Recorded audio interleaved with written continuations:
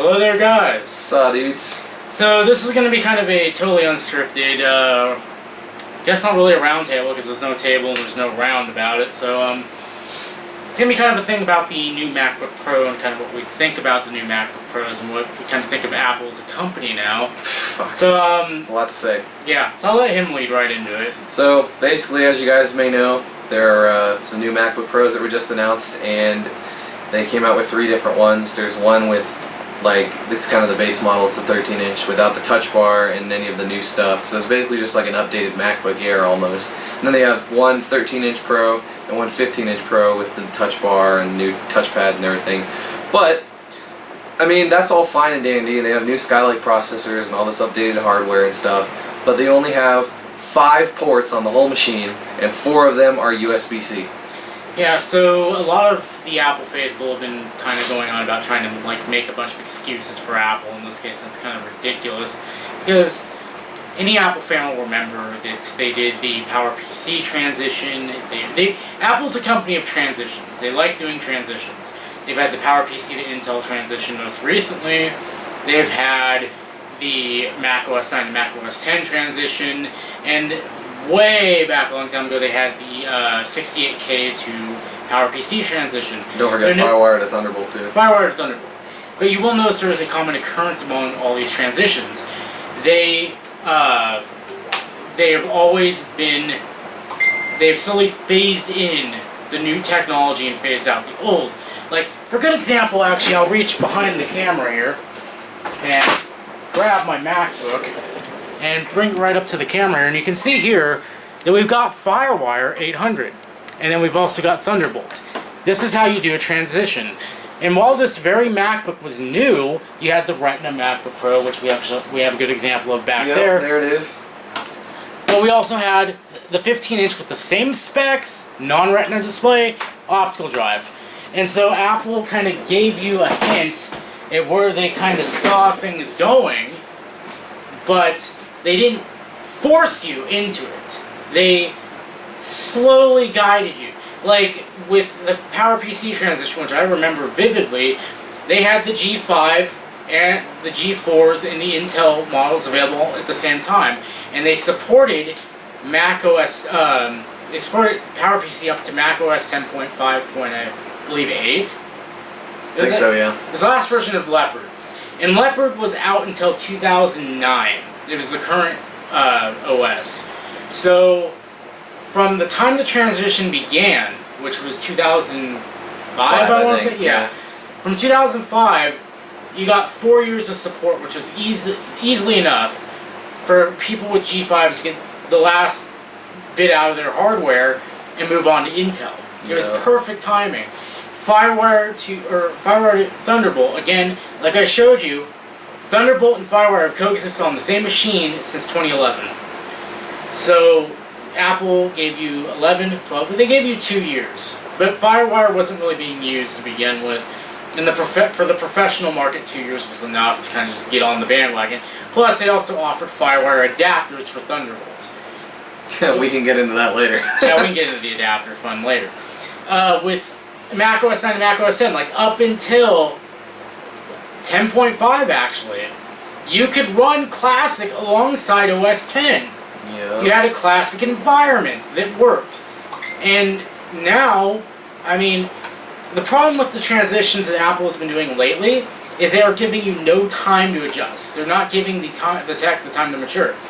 The headphone jack in the iPhone 7 was kind of a signal of where this was going, because the headphone jack, again, like I have said so many times, it's not ready to be replaced. The headphone jack doesn't have a universal wired standard. And that is the 5th port on the MacBook Pro, for those of you wondering, which doesn't make any sense. We'll get into that in a minute. But like, they didn't give you time. They didn't give anything time. Like, if Apple had been like, okay, we're switching to USB-C for everything on the iPhone, I couldn't have faulted them for that, because if you think about USB-C is going to be the future, USB-C is already on a good number of Android phones. It's pretty good. It's going to be the future. But no, Lightning is the only wired standard you get on the iPhone. So now you have to worry about the market getting fragmented, because with iPhones, accessory sales are awesome. So a lot of people are going to chase the money. They're going to release Apple headphones that only work with Apple products, or in this case, the iPhone. We'll get that in a minute. So you're fracturing the market because now everything on Android is going with USB-C. So there's no universal wired standard that can replace the headphone jack just yet. That's not as ubiquitous. I didn't pronounce that right. Whatever. Is the headphone jack. So they didn't give it time to transition. They didn't put in a USB-C port alongside it and give it a couple of years. They just went, nope, no headphone jack. That's it. Nothing. But yet they have a headphone jack on the new MacBook Pro. Yeah, they have a headphone jack on the new MacBook Pro. And it sounds a mixed message, but they probably knew. What are you trying to say? They probably knew they were going to get eviscerated on it if they tried. Do you want us to use it or do you not? So, getting into that with the USB-C thing, they're forcing a transition to USB-C very suddenly and not. USB-C isn't even that widespread on computers yet. It's not widespread on anything. It's not. Well, some phones, but that's about it. Well, the Nexus line, the Pixel line, OnePlus, the Note 7 had it before when Aloe Akbar. Yeah. It's getting there on phones. It's getting there. I haven't seen any USB-C on computers. Yeah, the only computers that have all USB-C are things like the Chromebook Pixel, which or nobody the 15-inch MacBook. The Pixel I'd argue no one gives a crap about. Well, yeah. Now, what kind of strikes me as ridiculous is we're gonna go back. This is gonna be a central point that we're gonna go back to many times. This transition is so poorly executed that I could walk into an Apple store right now. I could buy a new 15-inch MacBook Pro. And an iPhone 7. I could buy an iPhone 7. And when I get home and I will not be able to connect those. You wouldn't be able to connect them together. I cannot. Unless I went and bought a $25 cable to allow me to connect from USB-C to Lightning, or if I bought a USB-C to USB-A adapter. It's like one of the perks of Apple has always been that the products work together well. But where is that now? It's not there. You can't. You buy an iPhone and buy a MacBook, and they don't work together unless you buy a cable. Apple knew. Apple had to know this was coming.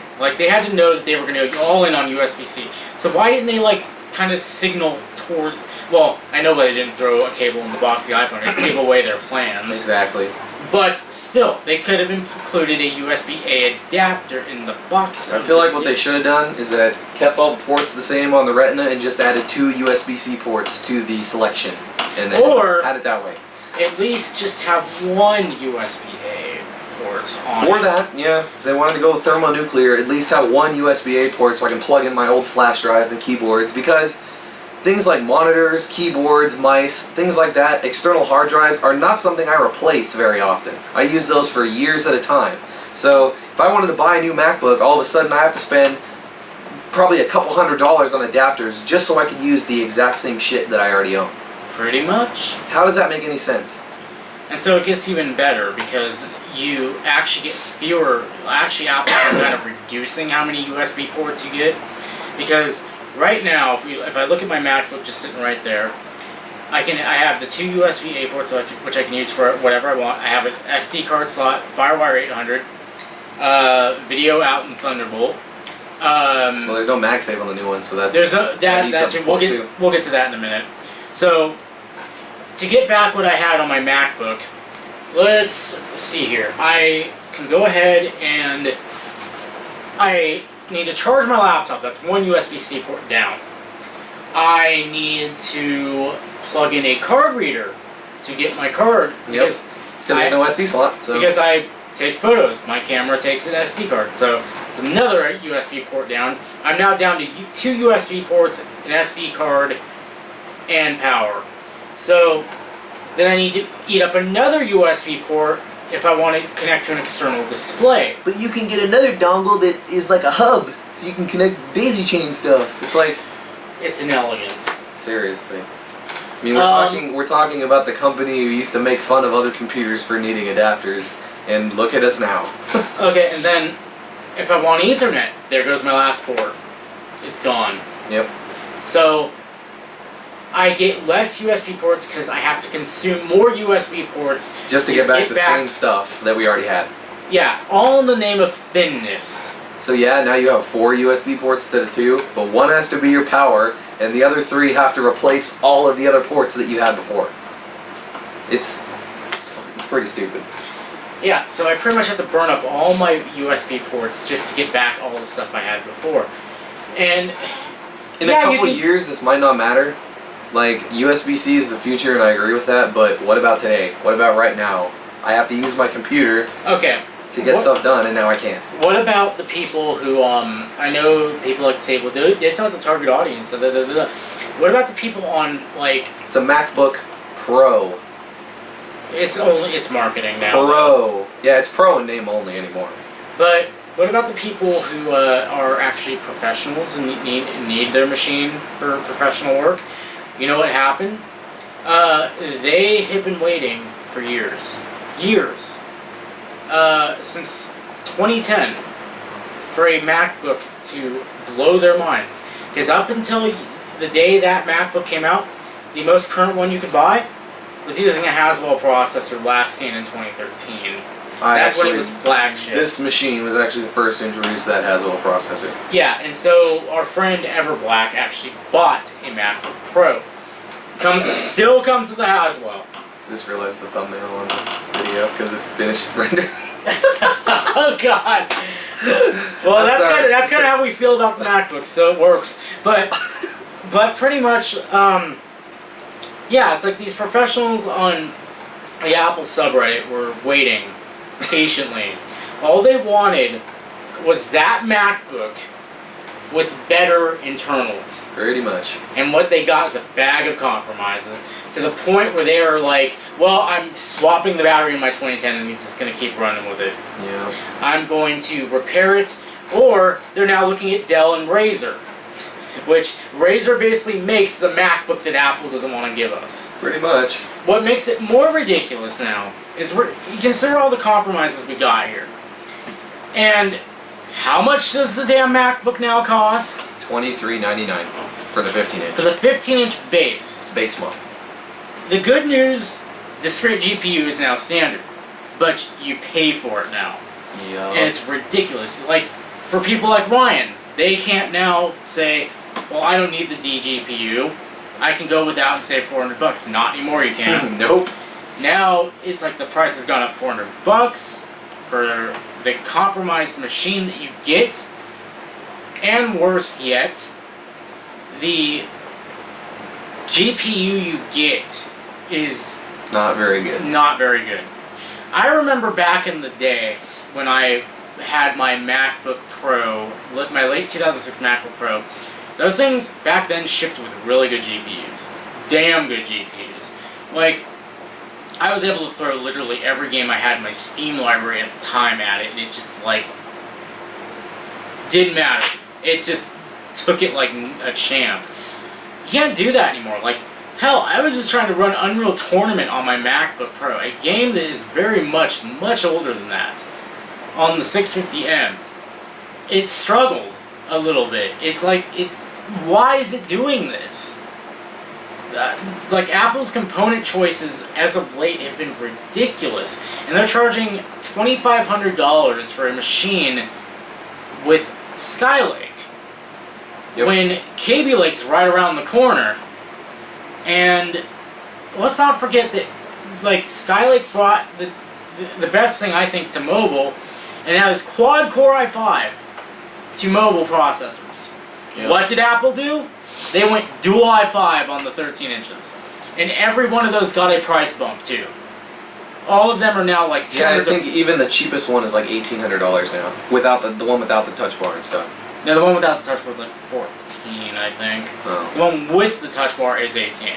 That's crazy. So if you want, if you want the 13-inch MacBook Pro that you would have bought, like, I don't know, before this announcement went down, you now, instead of spending $1,400-ish, $1,300 for the base model, you're now spending $1,800. $1,800 would have gotten you the model with expanded memory and expanded storage. Now it doesn't get you anything. You have a dual core i5, 8 gigs of RAM, and a 256 gig SSD for $1,800. Which is where it was before for the storage and such. But it's like, whatever happened to Moore's Law?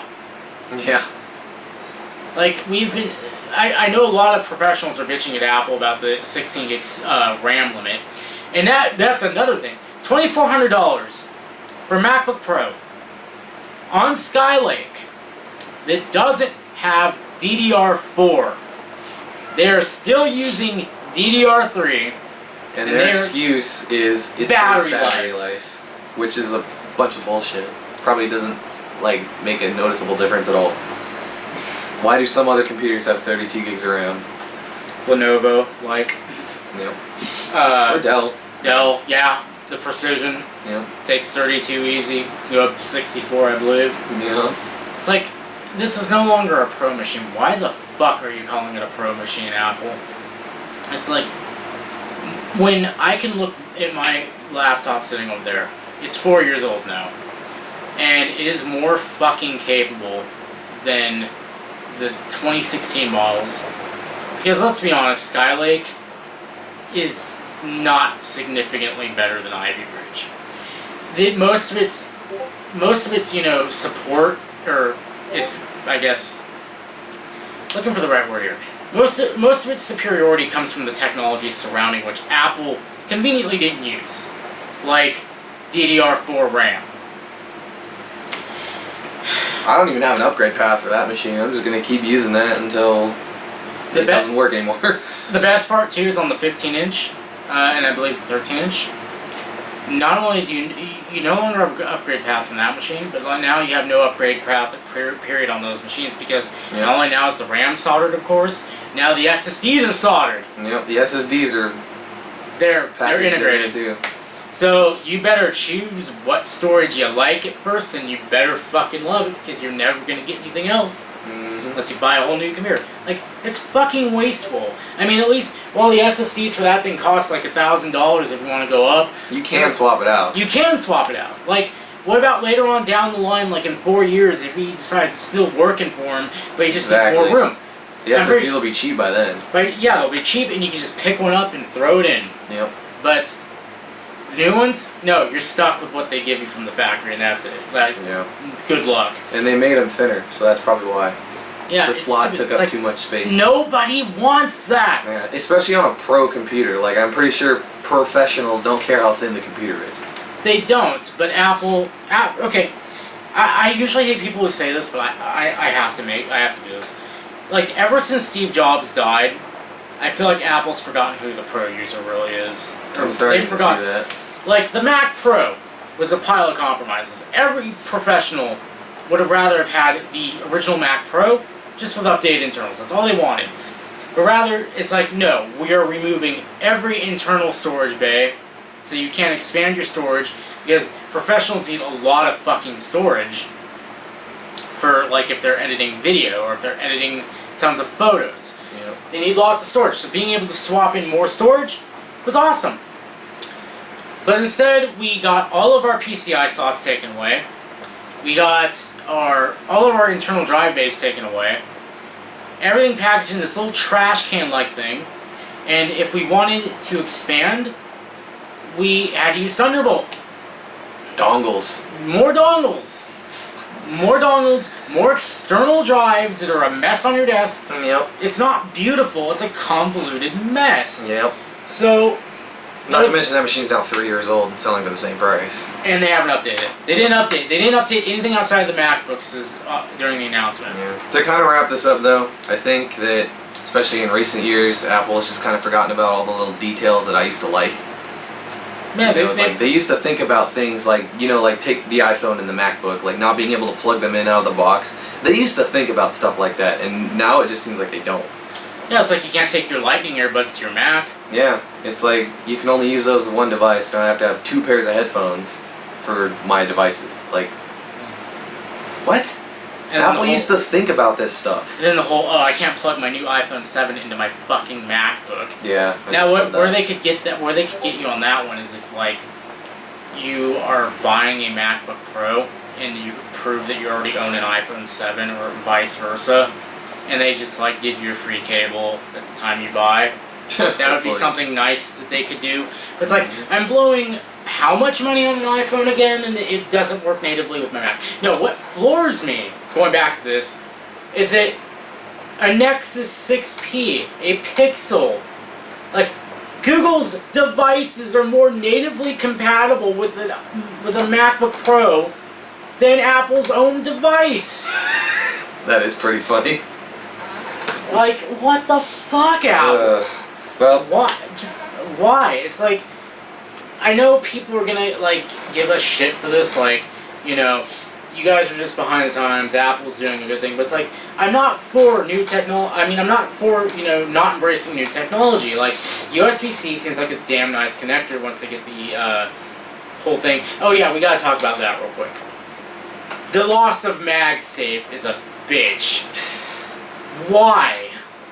Why? Well, Like, now if you trip over your cable, your computer's gonna go on the floor. well, here's the problem too. Like, before we wrap this up, USB-C's durability has not really been tested too hard. That's true. So that little tongue in the port could just snap right If off. it breaks, if you trip on it, you break your cable, or you break your laptop, boom, there's one of your USB-C ports gone. Yep.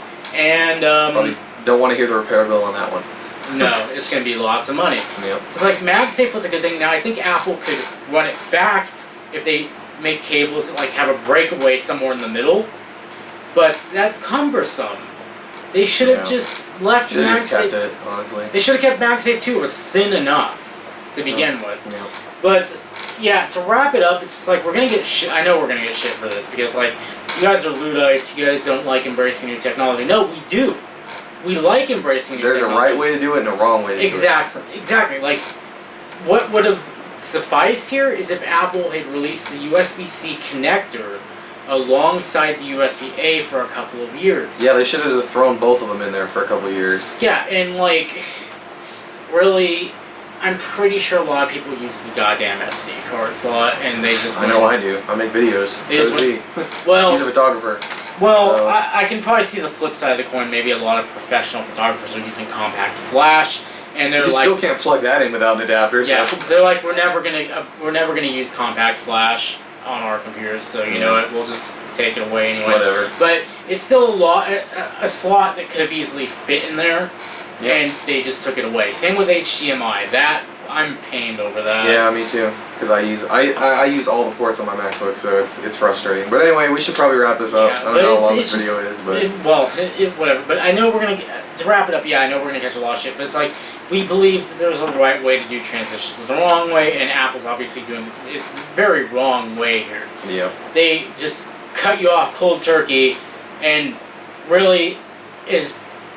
I'm not personally one of them, but as someone who can sympathize with those people who are like waiting for years for Apple to finally get their shit together, and they didn't.